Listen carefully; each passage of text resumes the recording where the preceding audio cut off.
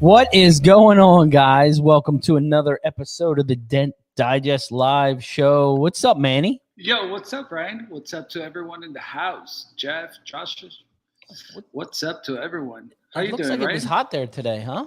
Oh man, still hot. My Reese's chocolates are melted. They're melting as we talk.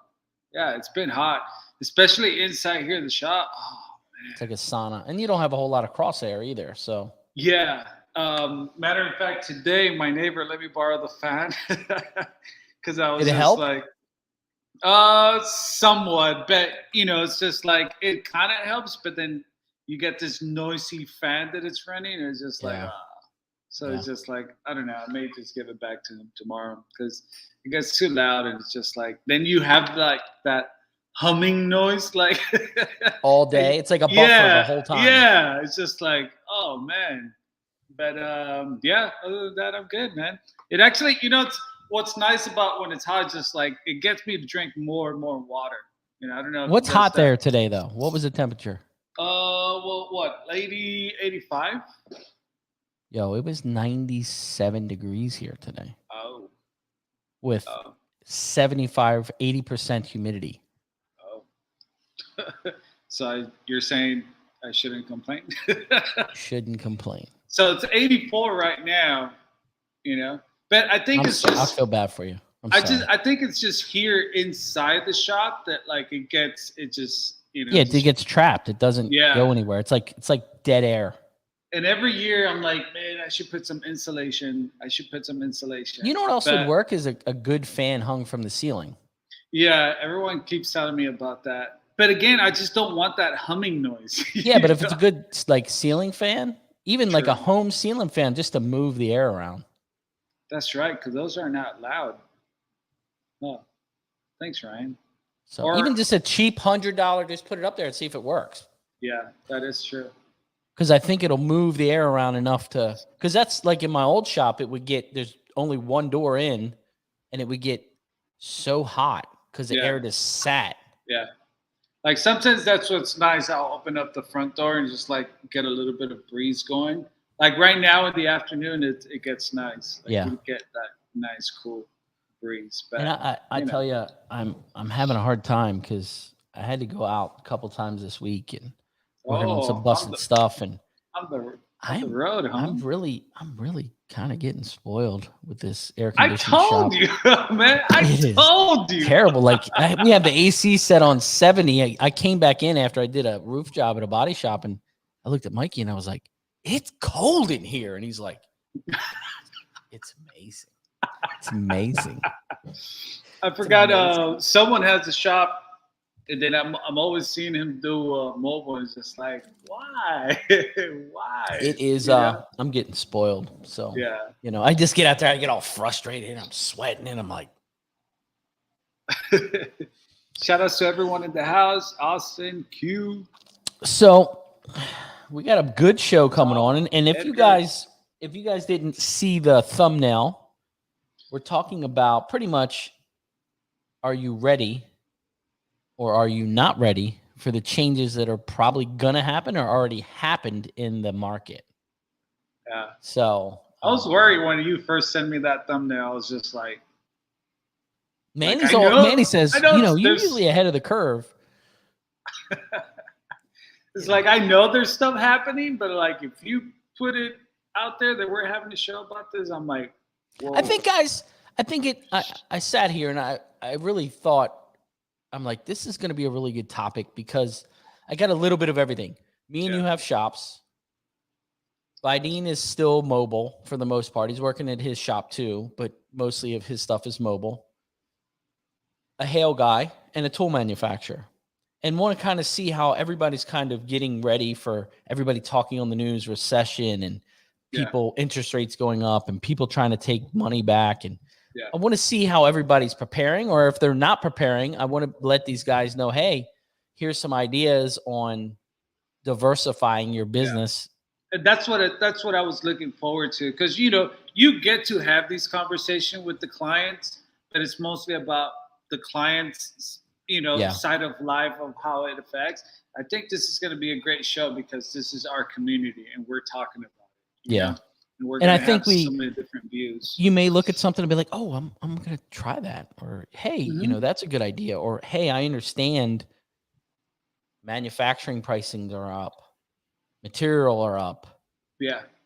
Are your prices going up now? You know what I Yeah. mean? That's all the stuff I wanted to bring. Are you charging a mobile fee? I mean, tomorrow they just on here locally, the gas is going up another 7 cents tomorrow.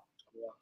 So like all the gas stations are full of people getting gas today. And are you charging that fee? So this is the stuff I wanted to get out and get through the market, kind of like when we were all going through COVID 2 years ago and we had a COVID check-in and how's everybody dealing. And I like to get a group of industry people and kind of see how they can handle it.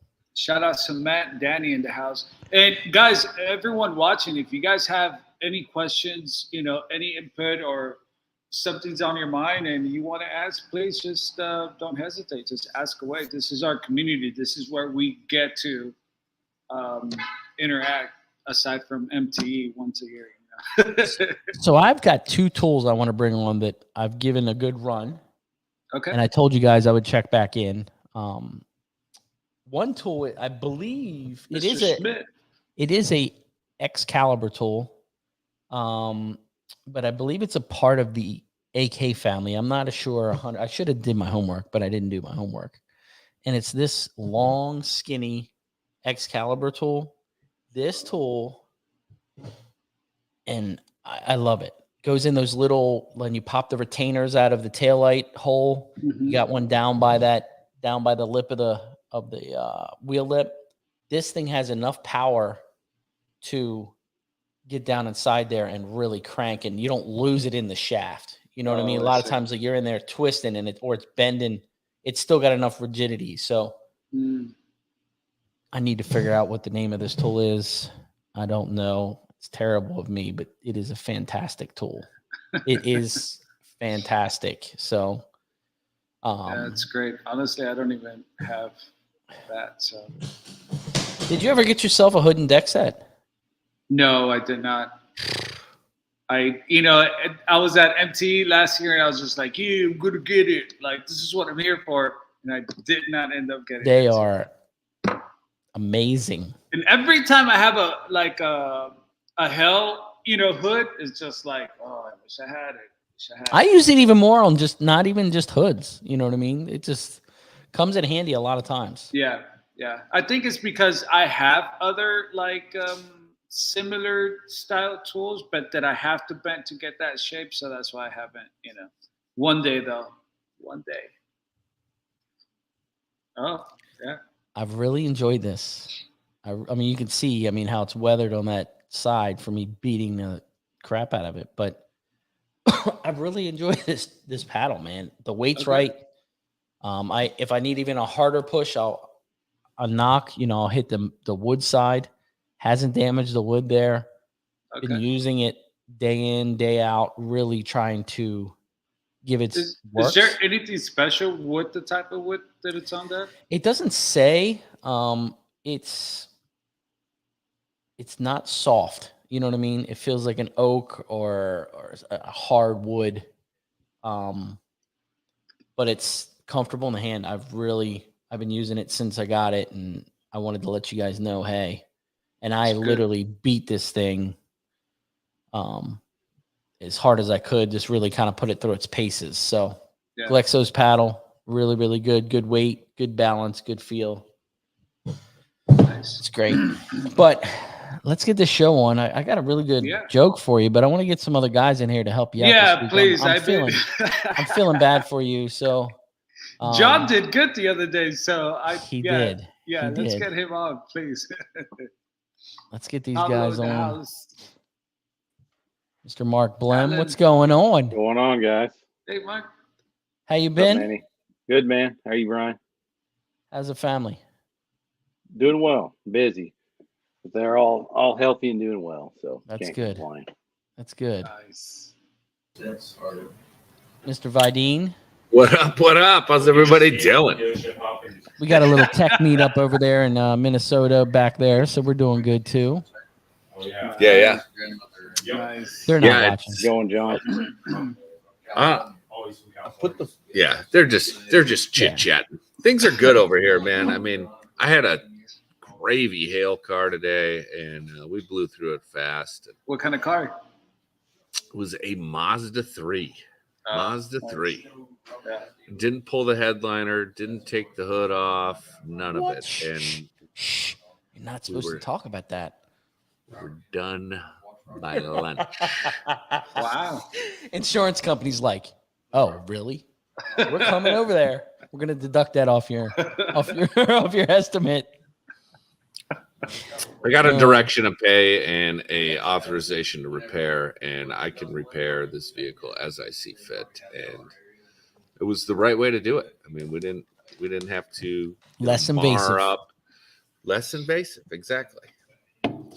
So we got our weekly joke, and I wanted to bring you guys in. John was on fire. Yeah, So he did John. really good. So Manny needs some help, Mark. So hopefully you got your brain together and you're ready to go today.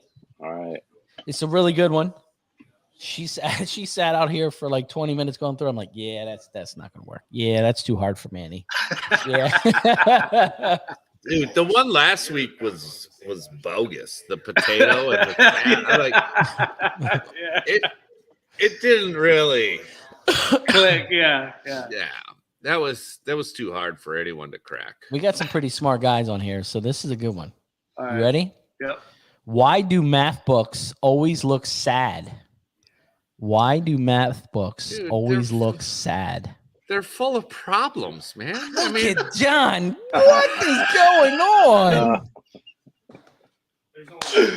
Oh man. John is on fire this week. Jeez. Mark, was that what you were gonna say too? No. Can't even. Vidine's Yeah, not I mean- allowed. Vidine's not allowed. that reminds me of a girl I dated in high school. She had more issues than Time Life books. So while we have both of the tool guys here, Yeah. before we get into the topics, wanted to give you guys a little chance for some new stuff that you both have coming out. So let's start with Mark Blem. Break out what you got over there that's hidden, since we haven't heard much from you lately and you've been a little quiet. You broke out a little tool a couple months, like a month and a half ago. Yeah. So You've been on the road too, huh, Mark? Yeah, we've been on the road a little bit. how's the road just- been? That's been good, but we just stayed within, I don't know, 4 or 5 hours of home probably. So it went well, and we're busy now, so that's kind of got put on the back burner for a while. So Hey, it could be worse problems, right? You could have all the time in the world I'm just not driving gonna around. complain.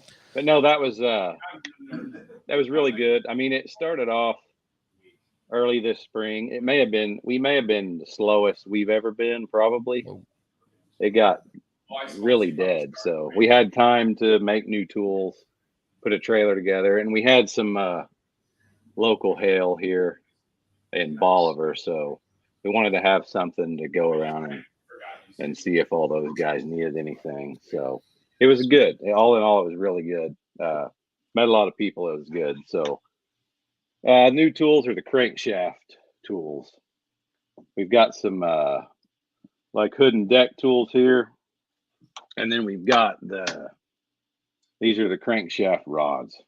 Wow. So Okay, it's the sharp. idea on this rod, that's we just have 3 of these to start with. There's a sharp hook. This is the 3/8. This is the most popular version or popular tool. 3/8, about a 4-inch kick there or something. 20, I don't know exactly how long this thing is. 24, 26, pretty good length for doors. So the idea is with the handle like this, right? You can use it, like in your whatever leverage device you use, S-hook, an edgy hanger or whatever, for a regular rod handle, right? So then it's got a ratcheting handle on it, so it can be, try to get this where you can see, this is tough. So it can be, you have more leverage from the shaft for a door tool, right? So it's just something a little bit more versatile than, your standard rod handles that we have, standard fixed rod handle. So we have a 7/16, like, geez, I'm terrible about remembering this. 40, close to it. It's in the part numbers on our site.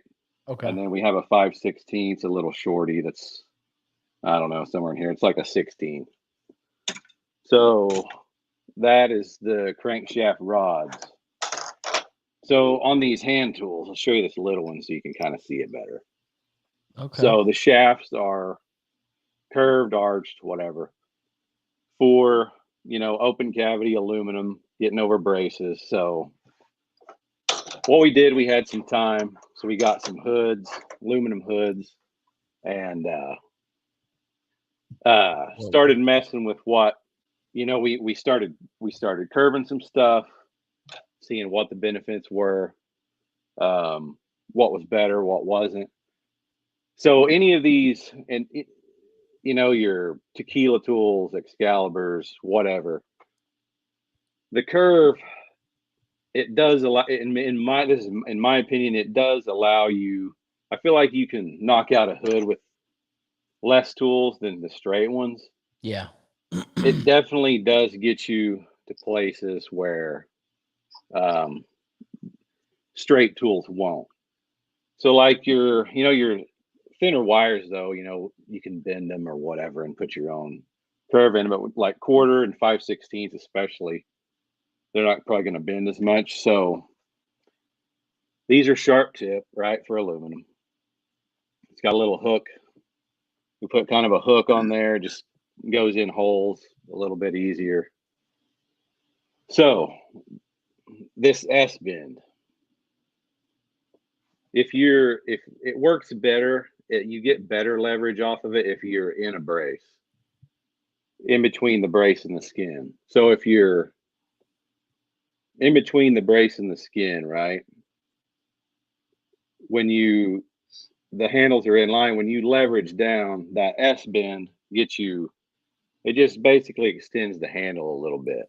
Okay. It extends the handle, and also, since the handle's in line, it kind of gets your knuckles a little farther away down from the bracing and everything. Yep. So we made it with and without this, and I think it's better with it, so we went with that. That makes sense. You get more power and it feels better. Also, some of the angle on the handle, the angle on our handle being not 90 with the shaft, also, in my opinion, is more comfortable than having a 90-degree handle on there. So that's the deal there. I don't know if I can show these very well or not on here. No, it looks. They're thick. They're not shaved. We left them thicker, so for more power, so they don't flex, because you really don't need shave tools in a lot of that aluminum where it's open anyway, right? Yeah. So that's the deal. The 1/4 inchers are sold out. We sold a lot of those, and honestly, we sold these way better on the road when people could pick them up, and use them and try them out. So we had a lot of good feedback. Everybody really likes them. They're a little spendy. There's a lot more work in these, but it is what it is. So now that makes more sense now that you kind of explained it. You know what I mean? When you showed, okay, that bend will help you get your knuckles away. See that the explanation of that really helped with what it was. That's what that's about. And I'm trying. This is hard to do backwards. So maybe you can see that. Mm-hmm. So when you're like, and it makes completely sense, because sometimes you're in there, that handle, right? Yeah, and then the curve. If you're in a hole and you don't have a brace to leverage off of, if you kind of just really get out on the end of the handle, push down and twist, at the same motion, they really bite in and they really do push hard. That you get a lot of power with them. What are they made out of? What kind of steel? These are carbon steel. It's the Okay. same thing as like all of our other hand tools, stuff like that. But these are black oxide coated and sharp tip for aluminum. Okay. So It's nice. Quarters are there's a 6-piece 1/4-inch set. You have the longer one. This is 13, 10, and then 7 1/4 inchers. No 7/32. We may add that, but we'll get into talking about that here shortly, why that's not going to happen soon. 3/16. We just have the 11-inch and 7-inch. So anything longer than this on 3/16 is it's just not strong enough. You just lose too much power in the shaft. So we got those, and then the 5/16. Like I can't remember exactly how long this is. It's 18 about inches, 20. Nah, it's about 15. Okay. 15 and then like a 10 or something. Okay. So a whole lot of power with these. I mean that's some serious pushing with those. So that's it, man. Hopefully that explained it a little bit better. I know I done that quick video on our trailer there trying to go over it, but I know That it wasn't helped. very good. That Well, really that's all I helped had time for. We had a lot going there. So but yeah, hopefully this helps. And any of our stuff, too, guys, if you order this stuff and you try it and you don't like it right away, just send it back. I mean, we're going to take it back. Like those shut-ups. You can just send them right back. Like the shut-ups. Yeah, we get a lot of that. We get a lot of those back. No, those are a good tool, man. Come on, man. I mean, really, no, don't take this the wrong way, but not a lot of people send our stuff back because they don't like it. I mean, very, very rarely. So, but like I said, everybody out on the road that we were able to talk to, which wasn't a ton of people, but I mean, they really liked them, or I mean, a lot of people are, just it's early in the year, not a lot of cash flow going yet. So, Cliff, Are you looking at doing more on the road stuff, Mark, or was that it just depends. It depends. I mean, we got hit all at once with orders from distributors, and there's a lot of hail this year. We're getting busier from that, so it all depends on time, really, and if we're caught up. So probably more like early spring stuff, I would say. Yeah. Thought about going up to Minnesota and seeing all those guys up there, but there's just no way right now. No way. Come on, man. Come on, man. It was on the list for sure, but I mean, who knows what'll happen in a month, right? So, I got a cold beer waiting for you if you come on up. I would say we're a couple months out at least from that, even being a possibility. So, well, I'll be here. Well, at least you're ready to go if you need to, Mark. So yeah, for sure. It was a good thing to do. It was definitely a good thing to do, and you get to see people doing that you're not gonna see any other way. So there's Mark, a lot of positives to it. We're putting you on the hot seat right now, but Kevin is asking if you're going to make it to MT. Probably. More than likely going to be there this year. Nice. Well, yeah. So Kevin, we'll probably see you down there, man. But yeah, and I had stuff going last year that wouldn't allow me to go, so kind of freed up a lot. Mark's a busy guy. A lot of time. Yeah, I was stringing myself way too thin there for a couple of years, so we took care of some of that stuff and have a lot more peace in my life right now. We'll just put it that way. But I don't regret any of it. It was good, so don't regret any of it. But yeah, we'll probably be at MTE. more than Awesome. likely. So Awesome. Bideen, you're up. I'm up. How do I follow that? I mean, Mark, that looks really cool. I'm intrigued, and I'm just glad I didn't have to follow you with the new tabs. We're gonna talk. Well, I mean, they're ready. Oh, I just removed them from the stream. Hold on. Let's go back.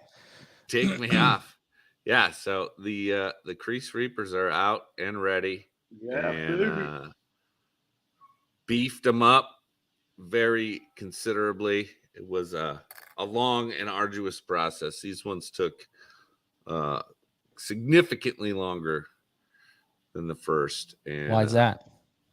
Well, we wanted to make sure everything. Looks like the shaft is thicker too, huh? Fourth iteration. Yeah, the shaft is much thicker. I don't think you will find a thicker shaft on the market. Yeah, go ahead. Insert easy joke here. And then we added the wing as well because these things are hooking up so hard. I've got prototypes without. There you go. I've got prototypes without the wing in the middle there. Yes. And I mean, they just hook up too hard. So we needed some more rigidity through the center there. And I felt like it pulled more of the center than the actual crease. And I think the wing. Yeah, and I mean, it's not gonna be like this is just for your oblong weird dents. I mean, when you're talking about a straight flat crease, this will get the job done, but it's more designed for your oddly shaped dents that aren't, perfect circles. Now, would you say that's it's close to like the gangrene crease tab? Yeah. I mean, that was I would put it in that realm, and I mean, everybody's gonna decide what is going on with this thing tonight for themselves. Wow. I mean, it just doesn't like me, and you can't blame it. I mean, but it's very much similar to that. So 10 by 20, 12 by 25, and 15 by 30. And those are all 15. Okay. They're all but in millimeters. So and you'll find it pulling stuff that I mean, I don't even know. I don't even know how this happened. A blind squirrel can find a nut, and I found one. I think you're right. It's like it's gonna be for those weird, dents. They're not a crease, they're not circle, but it's just like you need something to pull in that whole area. Yeah, and like edge of panel stuff, and the big smash stuff. I mean, you guys just got to try them for yourselves. I can't articulate what I've been experiencing with these, and I'm super happy, super impressed. I say it all the time. Obviously, I'm biased, but I mean, I feel like we made a better mousetrap, and huge shout out to Kiko with their help on this, and how do they pull compared to your the regular hex? Because a lot of I've heard nothing but good. Everybody out on the road really they like them. Yeah, very very much same or similar, and it's a design aspect that is now patent pending, and we're hopeful to keep that ball rolling. But are they stretchy like your first batch? That's a it's all love. And that's a fair question. And honestly, I mean, that's part of why this. I mean, the development on this started almost immediately after the original ones came out, and I did not have. I had very few problems with the prototypes of the original stretching or breaking or anything like that. And when they came out and that became an issue, it gave me pause, and we took steps to make sure that wouldn't be an issue. So Is that why that shaft that's is why thicker? yeah, that's why you're not gonna find a thicker shaft. I mean, I've literally measured every shaft of every glue tab. Listen, I'm telling you. I mean, the old Reaper shaft, thin, but for a reason. And we beefed it up. Everybody wants a thicker shaft. So, but yeah, no, the thin shaft. All right, with the trumpet already. The dead center design is based on that thinner shaft to face ratio, and that is why some of that magic is there. But yeah, I have found that these are pulling just as good, and the thicker shaft. I have yet to break one. I have yet to have any one of my testers break one. So I'm pretty confident moving forward that these are going to be considerably more durable. And that being said, they're still plastic. They come in multi packs for a reason, and the ROI on them is ridiculous, regardless. So yeah, you're going to get your money's worth for dang sure. And that's what I was going to say about your other tabs. Even though the necks were stretching, you were getting hell of a pull. You know what I mean? Every time I use them all the time, and it would just, even though some of the necks would stretch, but I was still fixing dents with them. Yeah, absolutely. And hey, I have found that anytime I can buy time, it's always worth it. Like, I pay somebody to mow my lawn now, and it frees up my entire weekend. Look at that. We had this conversation about a year ago. Yeah. And if you can pay for time, it's always worth it. And if a tab is going to save you from pulling, 3-4 times instead of, you pull once instead of 3, 4, 5 times on a dent, you're saving time, and it's going to add up. So give it a shot. Yep.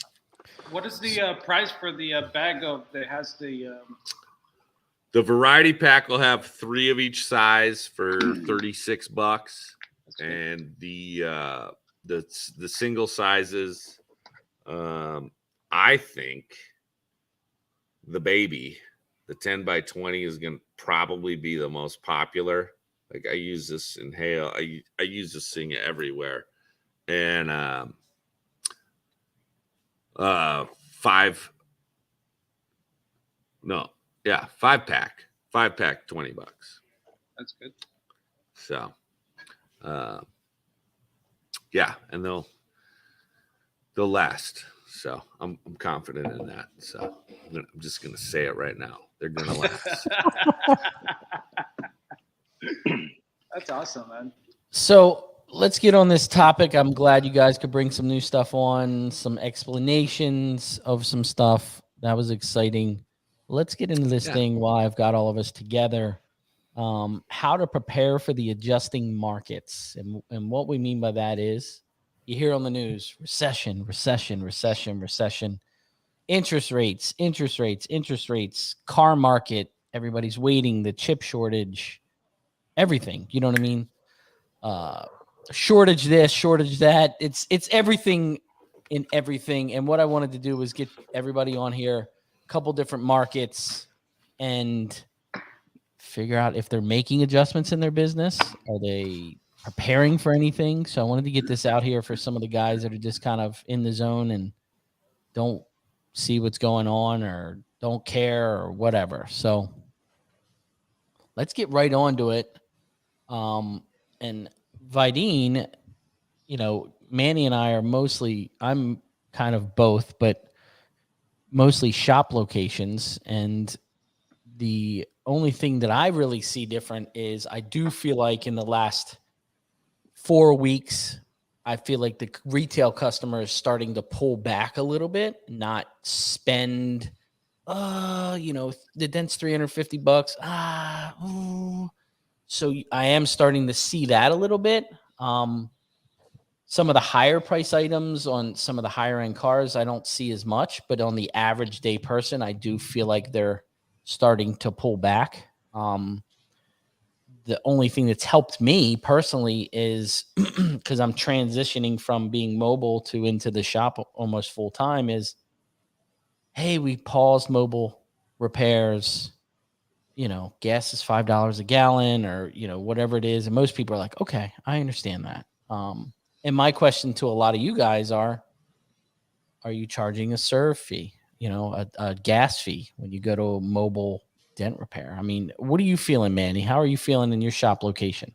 As for me, it's kind of what you were saying is just like, I feel like a year back, clients were walking in, it's just like, oh yeah, you see any other dents? It's just like, yeah, I want to take care of them. It's just like they had that extra money to spend, Now it's kind of like, well, I'm going to hold back on doing all these other panels. Let's just do this one. I'm kind of getting that feel. I'm not getting, social media, it's like big marketing, right? So you would get guys that they didn't even know they had dents on their carpet because they saw on social media this dent guys. Now they were looking for the dents and they were driving up here. Yeah, man, just like I saw you, just like I want to get these dents fixed now. I don't see that happening as much anymore. It's kind of back to that case by case basis. Like, oh yeah, something just happened, so that's the dent that I'm looking to get fixed. I was getting also a lot of clients that like were selling their car, so they were getting these dent fixed. I think that's like slowed down quite a bit right now. It's only like the people who just bought a new car that they get a dent those are coming in. But yeah, I mean, I have felt somewhat of a slowdown, and you could definitely feel it. That it's because people are just being more cautious about what they're spending.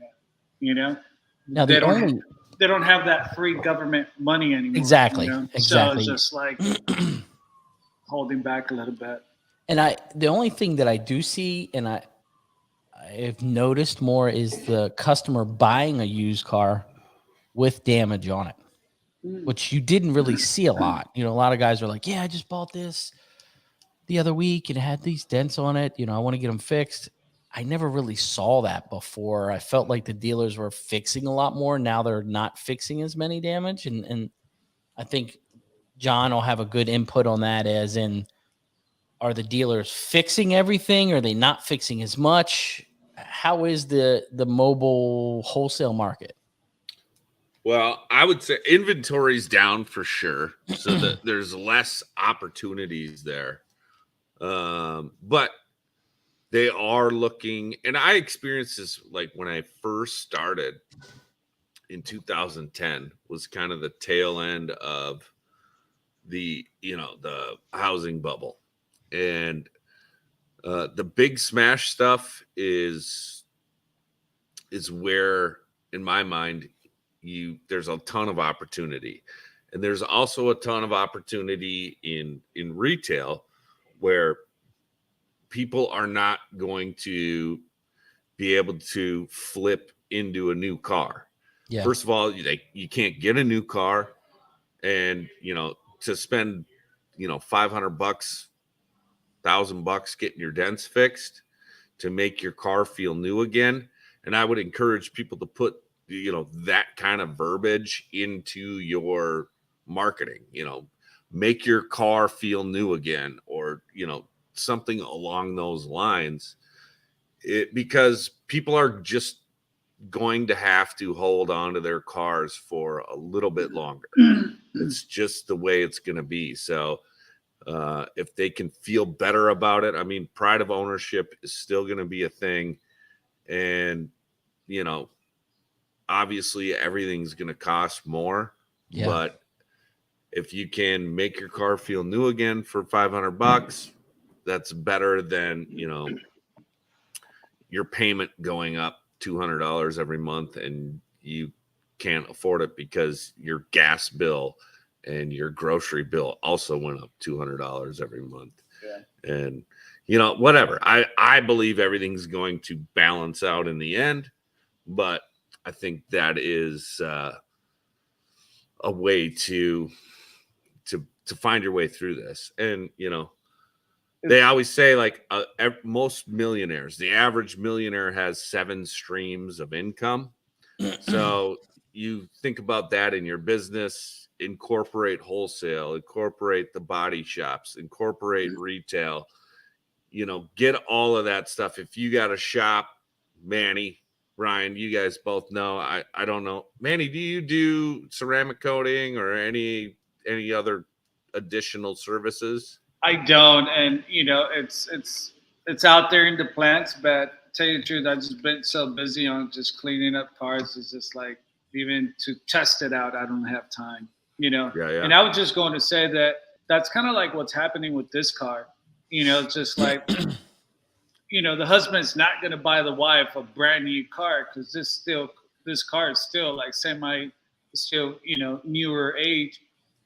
It just has built up on a lot of dents. So he's just going to invest in cleaning up all these dents, make it look good, you know, get a nice detail going, you know, and she'll be happy, you know, because you're absolutely right. Just like, why spend to buy a new car with this markup if you could just clean up this one, you know? So I think that's you're absolutely right on that. You know, that's a good area that, if you have a retail shop, and even if you do mobile, I'm sure you could somehow advertise about, you know, make your car look new again, like you said, you know.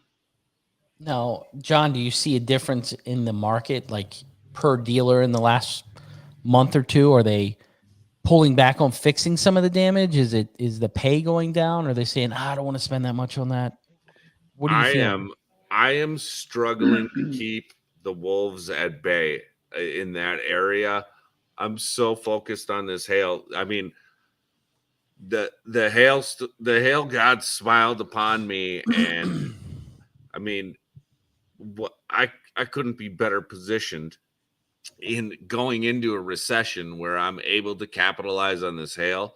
So that's really what I'm focusing on. And, you know, we might get 1 or 2 free days a week where we can run out to the dealers, take care of them. And, you know, I'm doing everything I can to keep them happy, but I'm not focusing on maximizing that because,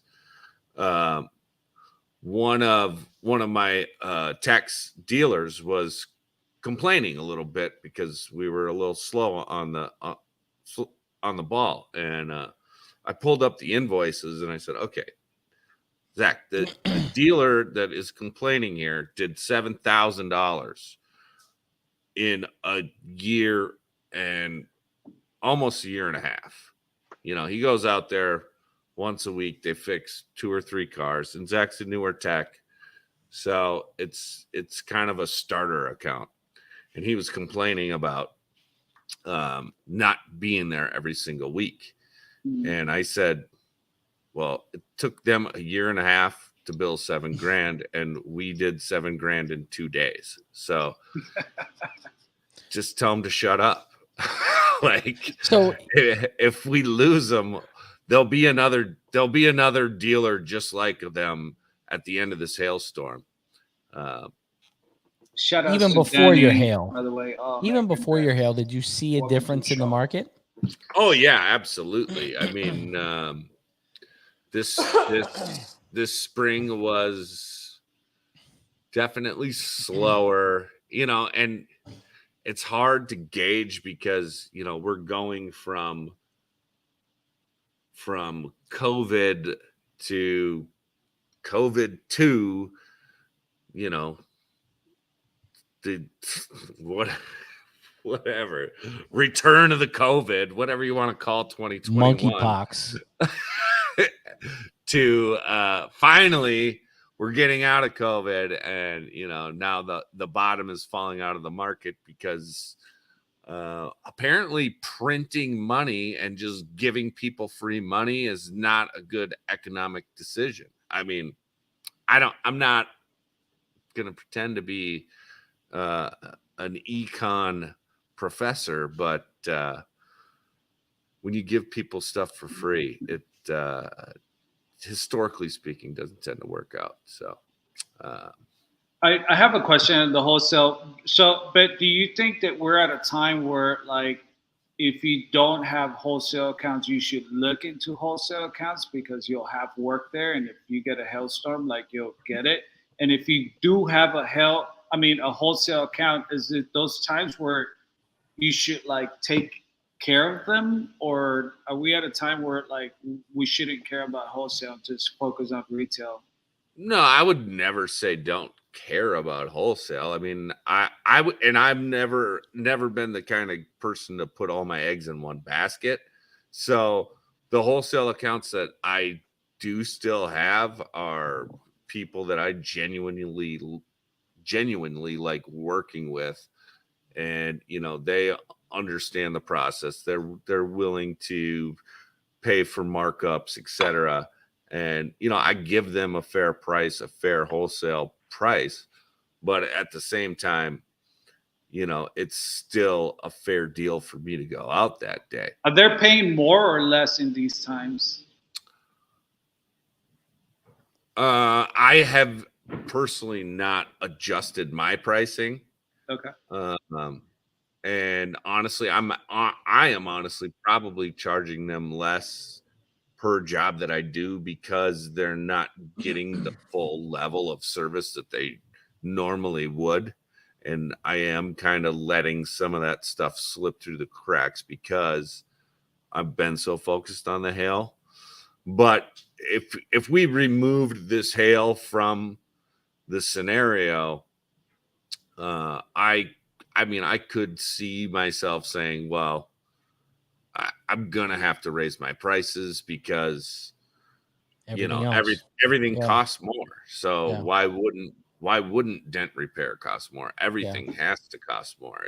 I mean, if an egg costs more and a gallon of gas costs more and a gallon of milk costs more, then a gallon of dents costs more.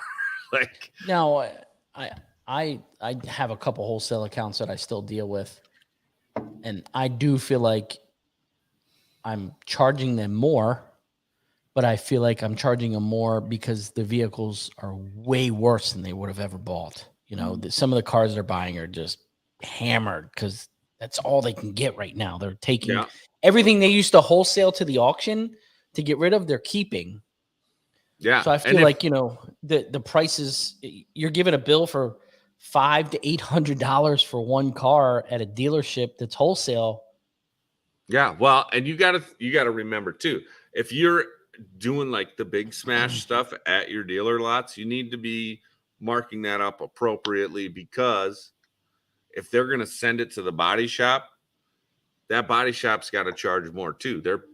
All of their materials are going up, and time is still the most valuable thing. Yeah. And we are saving them all that time.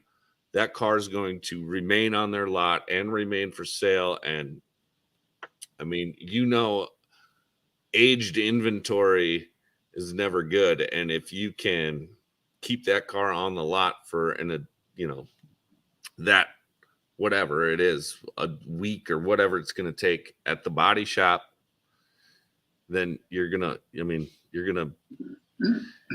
providing them with that value. So you don't sell yourself short because you feel like, oh, they can't afford it. No, you're helping them.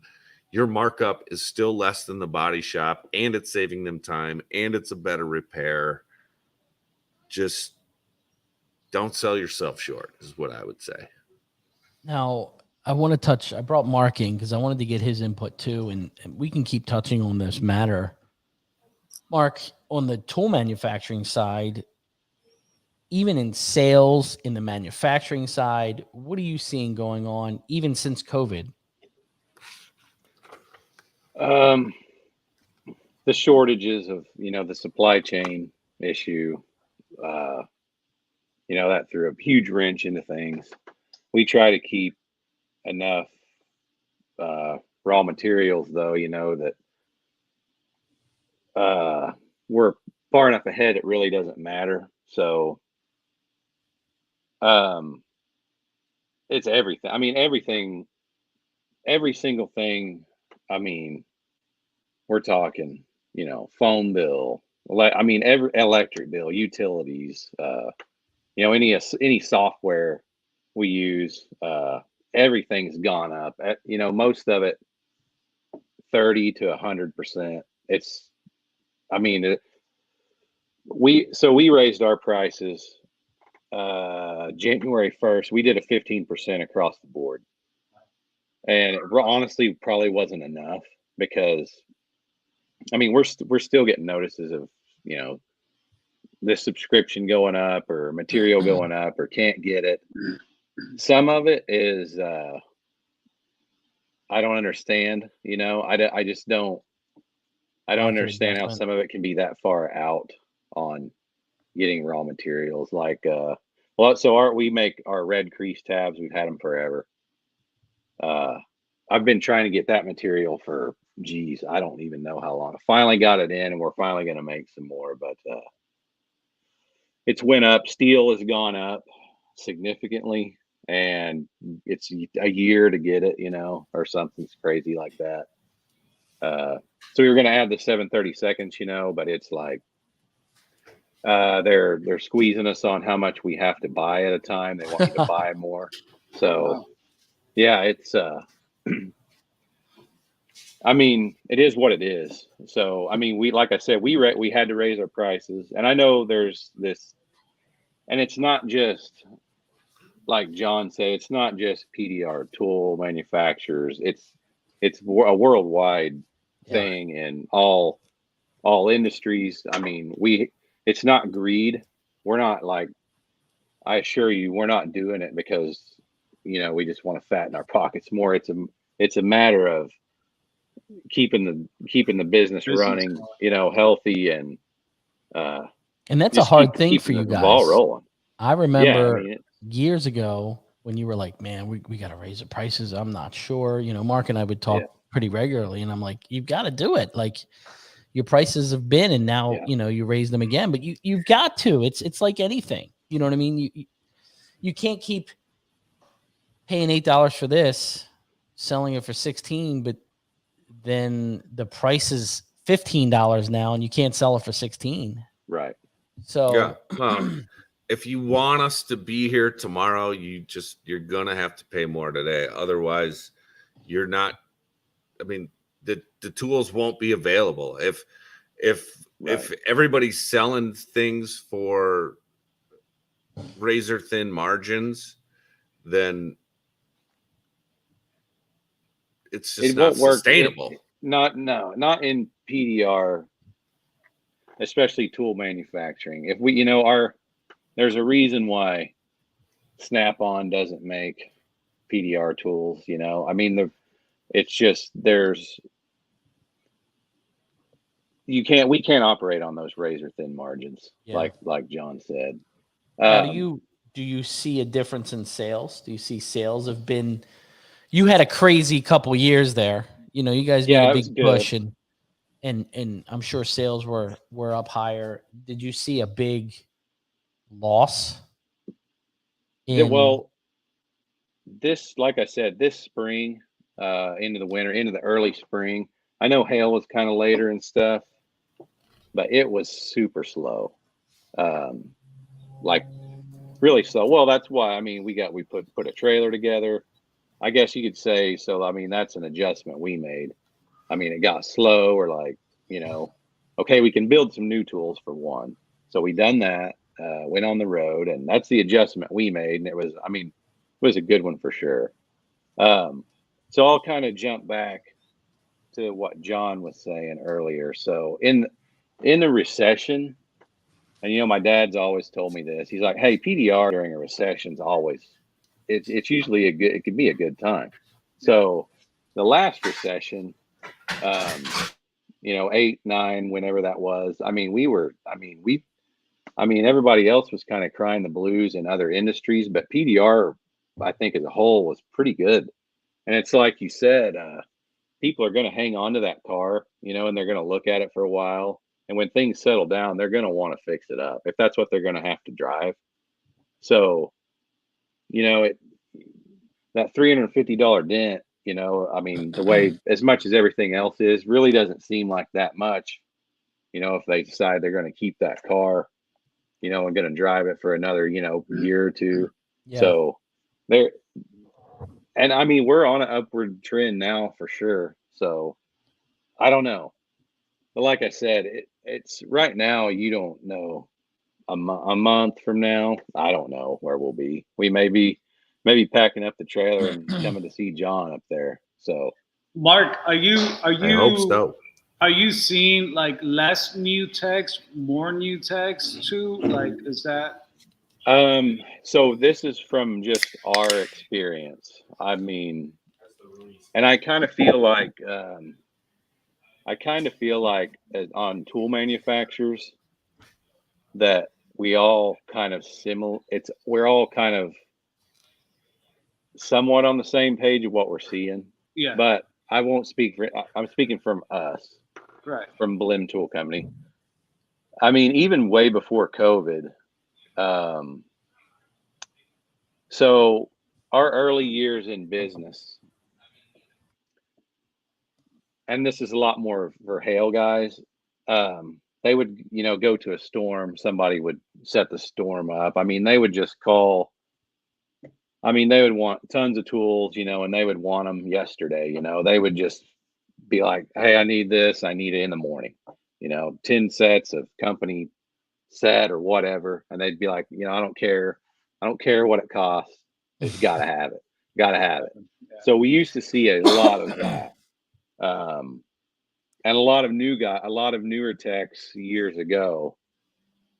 We used to get phone calls for one, a lot more of them back in those days, which, with internet and everything, people just get online and buy it, and it's great and it's good, but you don't talk to people as much as what we used to. But there's been a shift and this is probably in the last 8 years or so. Dent techs are more conscientious of what they're spending and when they need it. They're like, if they break a tool, sometimes they're like, they don't even want to spend the money to get it next day. It's like, yeah, I can make do. That we've seen a shift in the market, starting before COVID. Yeah.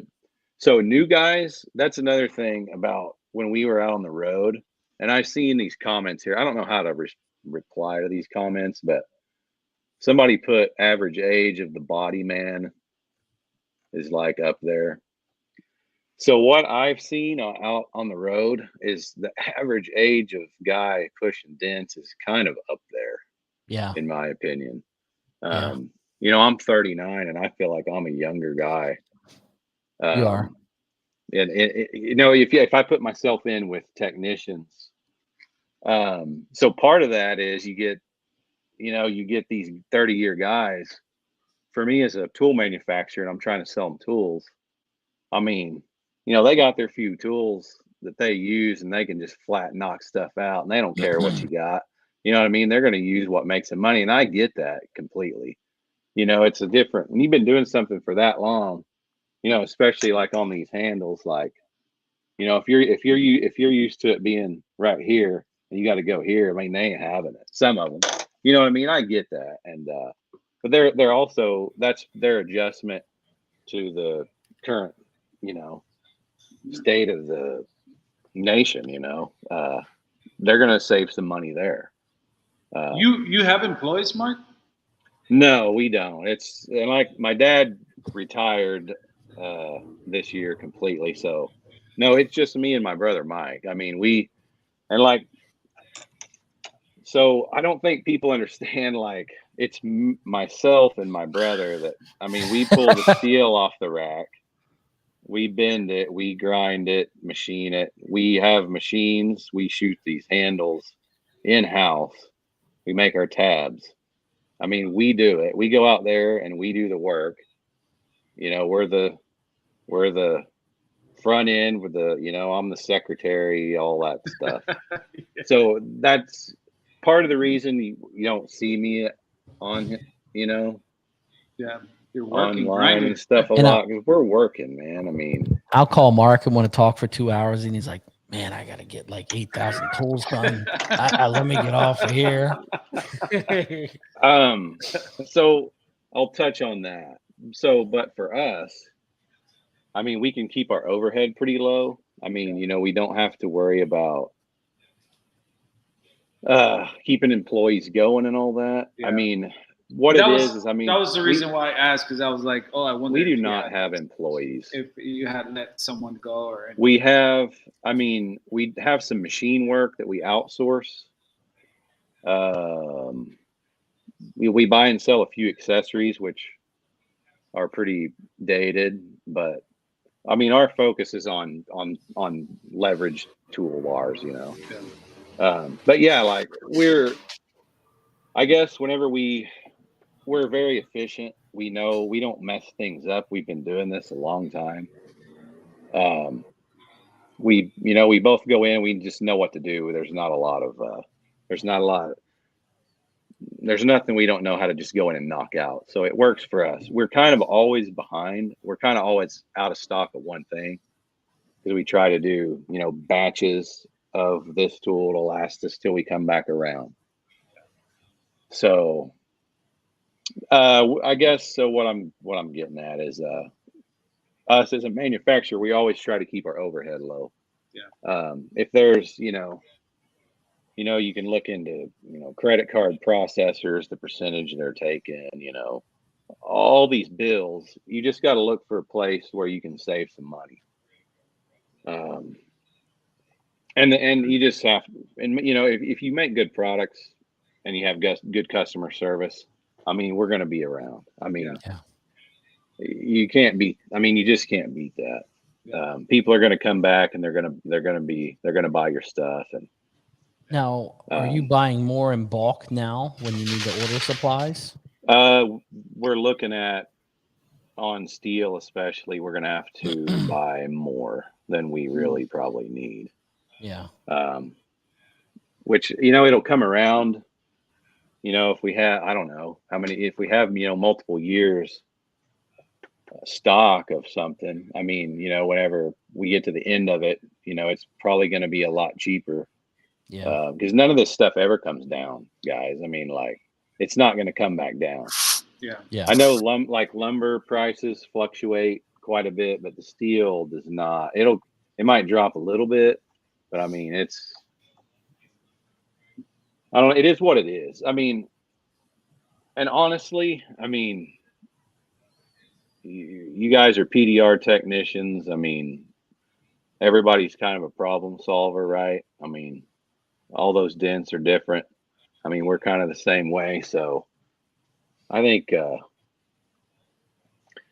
things will stabilize, and I think it's going to be okay. I mean, I think we're going to be fine. Really. How can we, us as PDR technicians, help tool manufacturers like you? How can we help you guys? I mean, so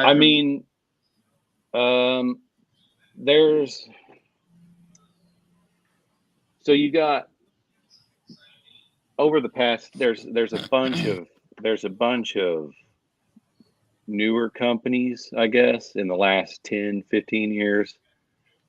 And a lot of them are overseas. We've seen a lot of our overseas orders drop, I think, because of those. And now some of them make really good stuff. Yeah. Some of them make really bad stuff. Yeah. And some of them just see what some of us do, and they do the exact same thing like the next day. It's like no time. I mean, I can, if you improve on something, that's one thing, but like, they'll make the same thing out of steel that's like, total disaster. You know, it just won't. It's just not good. Yeah. But I mean, support. You know, all the people. You know, us. You know, Finesse, A1, Anson, Dent Reaper, Carbon Tech, Endeavor. There's a lot of good companies we have here in the States, and they all make. I mean, it's all good stuff. You know, it's all good stuff. All those companies. I don't know who I missed. Ultra. You know, if I missed you, sorry, but all those companies, all of these companies make quality stuff and they have good customer service. I mean, just support those guys. And like I said, you get 10 different dent guys, you know, they handle a tool. You get 10 different guys, you know, you're going to get 9 different opinions. And that's just the way that is. I mean, you got to respect that. It's just about being comfortable. Use what works for you. As long as you're doing good work, I mean, it doesn't matter. Yeah. Use what you want to use. Don't be scared to try something new. Yeah. Okay. And I get it. So I've had people tell me like, and some of these new tools, like these are expensive, man. I mean, you're talking like for this, it's like $80 some, guys. I mean, I know it is a lot of money. And I've had people tell me, and I never really thought about it because I'm around it all the time, you know, like they're like, hey, like I paid $100 for that tool. I don't even want to try to bend it, you know, and break it or something because I spent all that money. And I was like, to me, that's crazy because break it. Yeah. Like, but I see I see that side of it also. Now, Matt from Get a Grip saying it too. USPS pricing have increased 50 to 90%. You know, it says UPS prices haven't really gone up much, but he's got a point there. I mean, I've seen it just in ordering some stuff. The shipping cost it has gone up. Oh yeah, sure. Absolutely. So what we're trying to do, we've made some adjustments to where we can offer cheaper shipping than what we were offering. So, and we raised our prices. So what we're going to do, like we've had free ground shipping on over $100 for the whole month of June. And I'll probably just leave that. I'll leave that through the 4th weekend for anybody that's interested. But like, we're going to try to do more sales, more promotions to where there's those those certain times that, you know, you guys can still get the tools for, you know, about the same price as what they were before. So that's another plan we have to kind of offset, you know, everything that's changing. I mean, there's nothing you can do about it. And like, so on your guys, so you guys have, you know, your matrices, right? For, you know, Mobile Tech and then like the Paul Corden. Are there going to be any updates to that or anything? Paul just updated his price guide. Okay. Well, good. I mean, that's good. I have seen, like, even with the insurance companies this year for the body shops have raised their labor rates. Yeah. So that's helped, which is crazy because it hasn't been. It's been $42 an hour forever. But I do see, like, I've been writing more standard matrix hail estimates and not getting any pushback. Yeah. So I kind of, you know, instead of writing them under State Farm or what Geico or whatever, I'm writing them straight standard and they're not even flinching. Yeah. And I've got a price calculator on my Grey Duck Dent website that the minimum you can't get it lower than $199. Yeah. And you can find that on dentreaper.com too if you just search for price calculator. It's in the blog. So, I mean, if you ever need a basis for comparison or whatever, and if anybody wants that code to put on their website, I was tired of looky-loos, and you know, if you're not willing to spend $200 just on a dent repair, just don't call me. Yeah. And I mean, I used to start a lot of this stuff at $150. Hey, our starting price at $150. You know, now it's $185. So, I mean, you can. I mean, if you go out to a restaurant and eat with your, you know, 2 or 3 people, you can't even hardly do that now. No, I mean, 100 over $100. $100 is just not, it doesn't get you very far right It's now. the old $40. Exactly. Oh yeah. So Yeah, the inflation is crazy. And one thing I do want to say, if you do find yourself, and a lot of dent guys are going to in this economic climate, if you're running your business right, if you got yourself on a good hailstorm, whatever, now's the time to invest, whatever it may be, stock market, crypto, whatever you think is the next thing. All those things are on a discount. So don't live high on the hog, because you can pretend you're in a recession with everybody else and invest that money, because when everything does come back, it's going to pay off. So This is when the rich get richer. They buy cheap.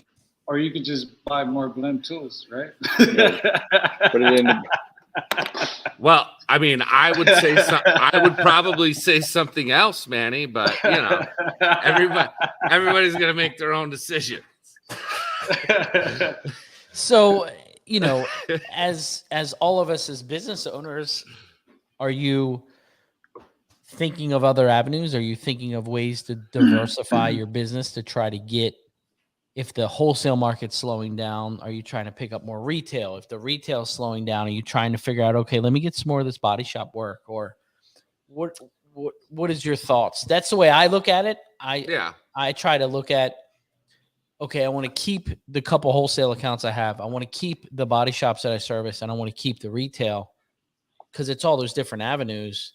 If you get pigeonholed, it's tough. Yeah. You don't know what's going to happen. I've always been of that mindset. Like, you have to have a wide array, and it's funny how it works. But I mean, if you have wholesale, if you have retail, if you have the body shop, if you have all of that under one umbrella, it's never all going to be amazing, and it's never all going to be terrible. And it's just, the saying is as old as time. Just don't put all your eggs in one basket. And I think that's, I don't know, that saying has endured for a reason. So if you can diversify, you should. So I mean, I'm going to let you speak about the hail end, since Joey couldn't make it. What are you seeing? Is there a difference with the insurance companies? Definitely. I mean, the pricing has gone up. There has been a little bit less pushback. And I've been using Dent Ops. I don't know if and I shouldn't even talk about it, because I don't think they're taking new clients right now because they're overloaded.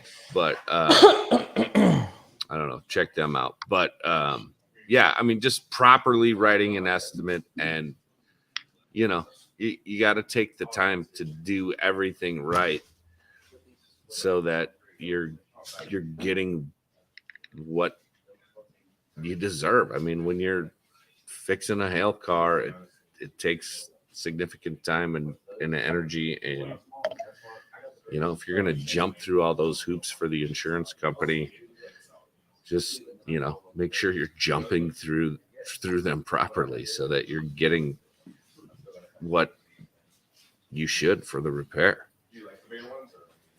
Now, what tips do each one of us have if it does go either way, for some of these younger guys when they're starting to watch the news and they're like, what are we, I'm worried. I'm new, Josh Drago's newer tech starting out. What's a good tip for these guys to ease them? You know what I mean? Yeah. I mean, I think back to when I first started and went on my own in 2017, and I just had a rule for myself that if I wasn't physically fixing a dent or on my way to and from for doing that, I was learning. I was working on my SEO. I was working on my social media. I was working on all that stuff. If my phone wasn't ringing, my job was to make my phone ring. And, in times of recession, it does breed innovation. And, we're going to come out of this and there's going to be amazing new tech in every facet of life. And it should be the same way for your business as well. So use if you have time, use that time to propel yourself forward, educate yourself, figure out something new, do something to, gain that extra income stream, or, more retail clients, or more, go knock body shop doors until your knuckles bleed. If you got time, you just use it wisely. I think that John hit on a lot of good things. It's just like you gotta invest. Invest in, just don't keep all your eggs in one basket. And someone on here, I think it was Christopher, was saying, it's just like no matter what, it's just like we're in the best times. Because if the body shops, if the insurance company are short staffed, that means that they're going to find better ways to, process things faster. That's where you just have to get creative. That's where, you got to be prompt. If the body shops can't get a panel in the shop right away, yes, challenge yourself to see if you could fix it. Push the paint right now. If you're a guy that's doing body shop work, push the paint is a angle that you can go at. Yeah. And get it and get decent money. You're not a roof panel to put on a car, $1,600. Okay. If you go in there and you can do what you can do for $800 and it's a push to paint, that's $800 you didn't have. And they're not going to balk because they're waiting 2 months for this roof panel, or it's going to be in the shop for this long because they have to cut the roof off. Yeah. So that's another angle when you can go into your body shops and walk around the shop. If you have that relationship and say, hey, we could fix this. Yeah. Or a door or a quarter or a bedside, you have those chances. I think you're right, Manny. I think a lot of it is just being aware of what's going on in the world and being able to adapt. I think don't be afraid to adapt. Yes. That's the thing, because like right now, for example, gas is up, right? And you're afraid of driving, you're afraid of driving far. Well, maybe invest in try to get to those local clients, maybe if you make to one stop, you take care of a client, like, hey, if you got some cards, drop them off in the neighbors, talk to the neighbor, you see a neighbor pass by, just like, he's curious to see what you're doing. Yeah, talk to him. Ask him if he has a dent on his car you want him to fix. You know what I mean? Like things like that. Don't be afraid to adapt. But I think also the important part, and this is something I took from like when I was in the body shop through 2008 through that slope. Our boss at that time, he was just like, you know what? My main goal out of this thing is just like, I don't want to fire anyone. I'm going to pull money out of my pocket to make sure I keep all of my staff. But all I ask for is just one thing, is just do things right. Do not lower our standards, do not lower that quality, and how I'm trying to use this in for us today is just like, if a client can't afford to pay your full estimate, ask him what he could afford, and if you could find that mid center that works for you, it's just like, hey, don't take too much pride in that money and don't lower your standard just because you're getting paid less. You know what I mean? Because chances are that when things are back up, that client's going to remember you, that you took care of them when things were down. Yeah. You know what I mean? And if you do it right, you do it quality, your customer service is top notch. It's just like you do things right, like those clients won't forget you. Yeah. Yeah. You know what I mean? And I think that for me I think that my best advice would be that it's just like no matter what is going around you, don't ever stop being your best. You know, your best in your quality, your customer service, and just trying to help that client. You know, like I said, it's just like we're all trying to make the most we could get out of a job, right? But sometimes you're not, and you got to learn how to be okay with that. Yeah. Yeah. You know what I mean? Because it's all about that relationship. You know what I'm saying? Like anyone could fix that dent, but it's who's the one that Connects. like connects. So yeah, man, it's like so many things, but at the same time, so many opportunities too. I think us as an industry in these times, if it does get bad, if it doesn't get bad, I think we all need to, I look at the industry a lot of times as a family because it's a very niche, small company like Mark and his brother that are building tools, or A1, or a lot of these guys. This stuff is made by hand. You know what I mean? And John, a dent guy that's just coming out with tools one after the next, that's time in that garage of designing that. I think if times do get tough, I think we all as a group, collective group, need to support each other. Yeah. If times are really, really tight and you have an extra $80 or whatever, buy a tool. Do what you can to try to support some of these smaller guys that if it gets really bad, the cost of materials high, guys aren't buying tools, what's going to happen? Okay. Blem Tool goes out of business, right? When the business comes back around, they may not be there. So I think as an industry, we all need to support each other. Yeah. And try to take care of each other because we don't know what's going to happen. It's been a crazy couple years, you know what I mean? And a lot of guys have made a lot of money. Some guys have not made so much money. I just think we all need to kind of pick each other up and just figure it out and help each other. I mean, I think that for the most part, everybody does do a pretty good job of supporting each other. And I mean, I wanted to put that out there too. I mean, it definitely. Oh yeah. There's a lot of good people, and we support each other. I mean, yeah.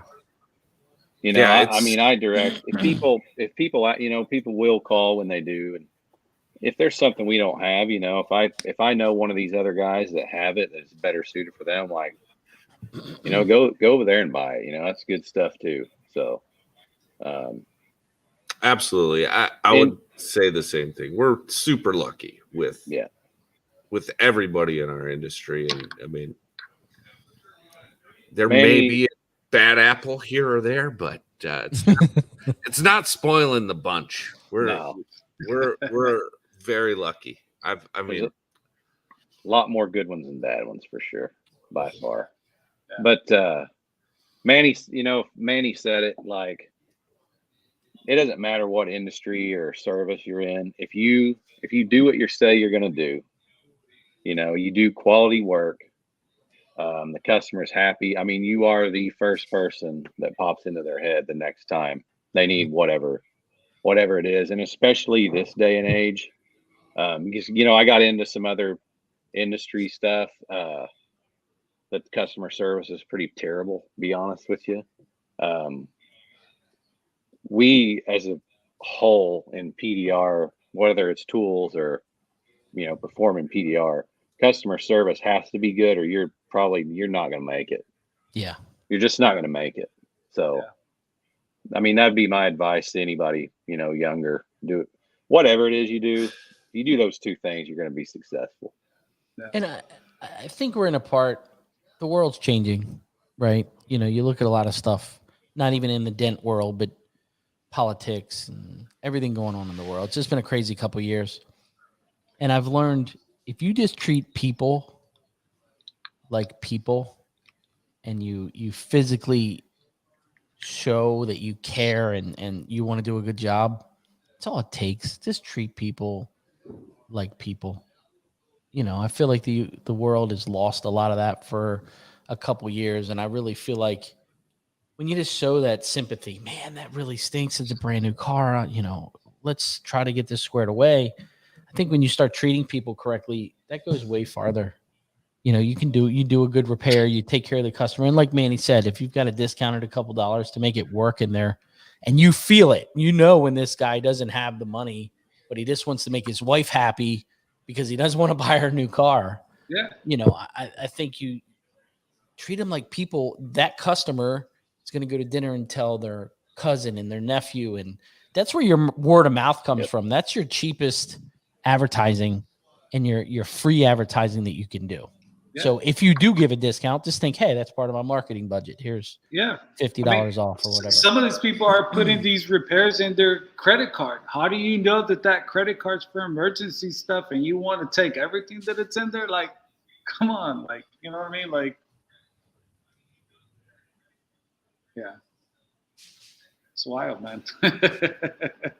So I just wanted to do something for these, us to kind of talk about the industry and get it out there. And I think it was good. I think one key thing that a lot of these guys heard, a lot of us said it, is diversify and try to not so much look for work, but look for work if it slows down. I know a lot of the wholesale guys here are slow.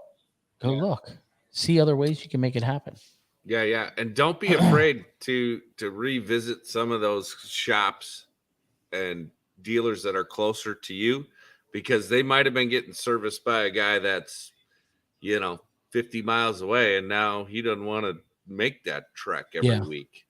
So, I mean, one door closes, another one opens. I think we're all going to be A-okay.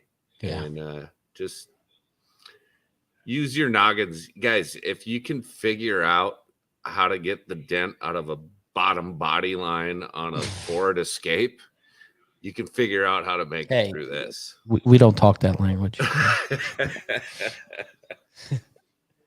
Well, I appreciate all you guys coming on. I know it's late for you guys. Mark will be in bed right now. Oh yeah. But I appreciate it. I wanted to kind of get a ream of all the different avenues, and you guys have a fan. How can people find you? John Vidine, I know everybody knows. Dent Reaper across social media. Join me on TikTok. Join me on TikTok or Instagram or Dents and Dreams or wherever you feel. And we've got a sale on dentreaper.com. Buy 2 bags of crease tabs, you get a free Unibit. It's not. Nope. That's you must have misread. You've been misinformed. Misinformed. Hey, a Unibit is a very valuable tool. You could charge, I think my price is going up to $25 a hole at this point. Oh my gosh. And, second one's free, but the first one, $25. John, tell the boys I said hi. Sorry for making them shush. It's fine. There. They started a bonfire out there. I can smell it. Well, you better go out there. Have a great night. Tell Sally I said hi and thank you. We'll do. John. Hey, everybody, 4th of July is coming up. Have a great 4th of July. Remember what makes this country great. All right. Stay free, stay happy, and we're going to get through this. Everything's going to be fine. See you, John. See you, John. Hallelujah. Awesome. Mark, thanks for coming. It's good to see you. Yeah, thanks Mark. for having me. Yeah, it's good. Good to talk to you guys. It's been a while. And so it has been a little while. That's what when I talked to John, he's like, who? I'm like Mark Fleming. He's like, what? Who's that guy? I'm like, yeah, we got him. I sent him a check in the mail. There we go. Be looking Mark, for that. How can people find you? Tools, all that good stuff. You can order at pdrtoolstore.com. You can Google Blim Tool, or we're on Facebook and Instagram.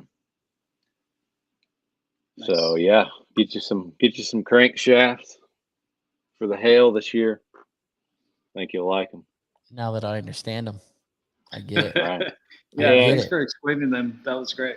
It's hard to, I don't know. Sometimes videos and pictures don't always do a very good job. So I looked at it. I was like, what in the hell is that? yeah, well, I got a lot of that. So, But I think it'll, people are going to have to see them and use them. And yeah, like we were talking about, word of mouth and hail guys are going to use them. And then that's the best advertisement there is still to this day. of course. So, well, Mark, tell the family Good. I said hi and thanks Will for do. coming on. You as well. Manny, Ryan, we'll Thanks, see you Mark. guys. Yeah, take care. You too. See you, sir. Good show, Manny. Yeah, Good show. yeah, it was great. I Some think good info. we talked a lot, and I still feel that there's a lot that we also There didn't is. touch on. There But is. I think that if there's anything that guys should take out of this is just that just adapt. Don't be afraid. Yeah. Things are going to change. Things aren't meant to change in this world. Nothing's going to last forever. And don't be scared to reach out. Be scared to reach out. Yeah. Join the community groups, join the show. Thanks for being here on this show too, Yeah. by the way. And I think there's a lot of support in the industry. Yeah. A lot of guys that, hold guys accountable, and a lot of guys that kind of help through processes of their own experiences. Do you know what I mean? Like, so if you're going through something and you're like, something's changing or something's not right, just call somebody, have a conversation. There's plenty of guys in here Yep. that, you can just reach out to and have that conversation. Right. Yeah. Yeah. That's what we're here for, for one another. And I mean, that's the only way that you're going to know, better about what you're trying to do. If you communicate with someone else that maybe has done it already, or, Yeah. And I mean, when you watch the news, you get scared. You're like, what is going on? The housing market's going to crash. You just got to, don't stress. Yeah. You got to look at the other side. You know what Yeah. I mean? The other side is people are going to keep their cars. Yeah. Like John said, they're going to keep them. They're going to fix them. Yeah. So I think mechanical, our industry, I think we're going to be fine. Yeah. So Absolutely. And then, don't stress out. Just have a recess. By the way, it's been so hot here. I've been watching my Reese's just melt away this whole time. So Look what at you do with this that thing. is you stick it in the freezer, and then it'll be like brand Man. new. So that's how hot it is. It's, been watching my Reese's melt. Don't throw it but away. If you're Don't throw it away. stressing, just have a Reese's, man. Anyways, best wishes to everyone. Thanks for joining the show. Join us next week, Definitely. Thursday, and keep pushing. Ryan, you tell it better. You guys have a fantastic evening. Manny, thank you for joining. Thank you, Ryan. Thanks everyone for Hope joining. you enjoy that Reese's. Yeah, I got to figure out what I'm gonna do, but You're going to stick it in the fridge and let it Yep. get hard. Yep, It'll be Yep. fine tomorrow. yep. So, Thanks, Ryan. Thanks everyone. you guys, fantastic evening. Keep it real. We will see you next week. Have a great 4th of July. Yeah. Be safe. And we will see you next week. Keep it real. Wash your damn hands. See ya. See you guys. Take care.